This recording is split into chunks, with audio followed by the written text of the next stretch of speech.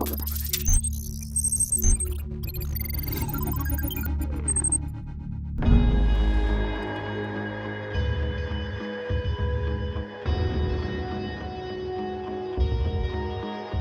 am inside the SsangYong plant at Pyeongtaek, well, about an hour away from Seoul, the capital of Korea, and it is this car that's brought me here.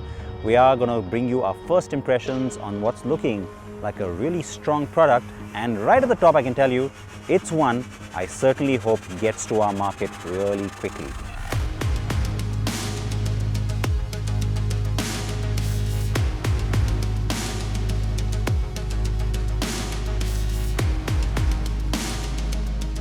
Come around and you start to see all the sculpting. There's a nice amount of metal that rises here in the hood. It gives you a sense of power. And then you got these lines. Now that will remind you of the Tivoli. It's got a little family connection there. Of course, both these cars currently irrelevant for our market.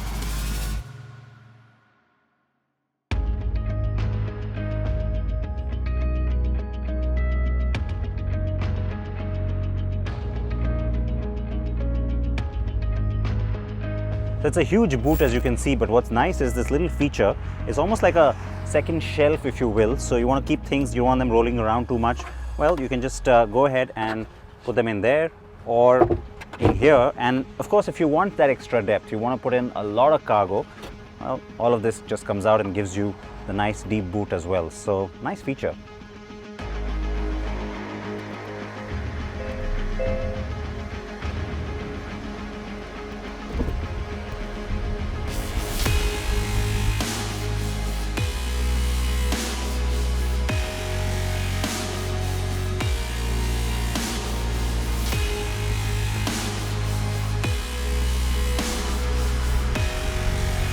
The thing that will immediately grab you about this new Rexton is its ride quality. It's so supple, and even though it's a ladder-on frame, it'll instantly almost feel monocoque-like. It's nice and taut. It sort of glides along, and again, compared to the old car, which had a lot of bounce, a lot of roll, this one eliminates all that quite dramatically.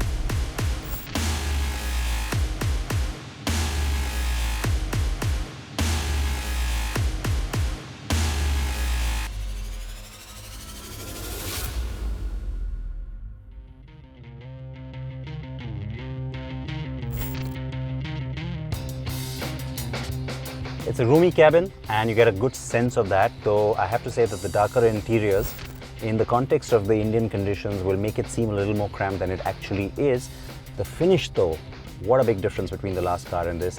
I mean, you've got a lot of subtlety that's been thrown in. You get different kinds of surfaces on this particular trim, but it's been finished really nicely. So nice use of stitching for leather, for wood and dull metal. It really comes together quite well. I think the seats are nicely finished, and the transmission also has that little bit of that wood grain on it.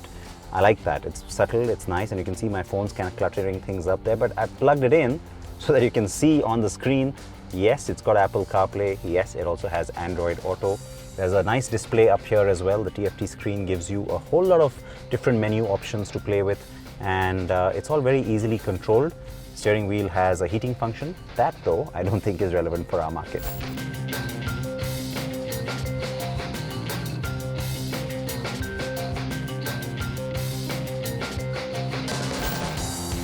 So even I can't believe I am saying this about the new Rexton. In so many ways, it's a little more upmarket and a little more attractive than the segment leader, which is the Fortuner. And the advantage that Mahindra could have bringing this into the market, that little premiumness will set it apart from the regular rivals, and also make it a nice value offering, perhaps by pricing it lower than the Kodiaq and the Tiguan that are also going to be sitting in this space.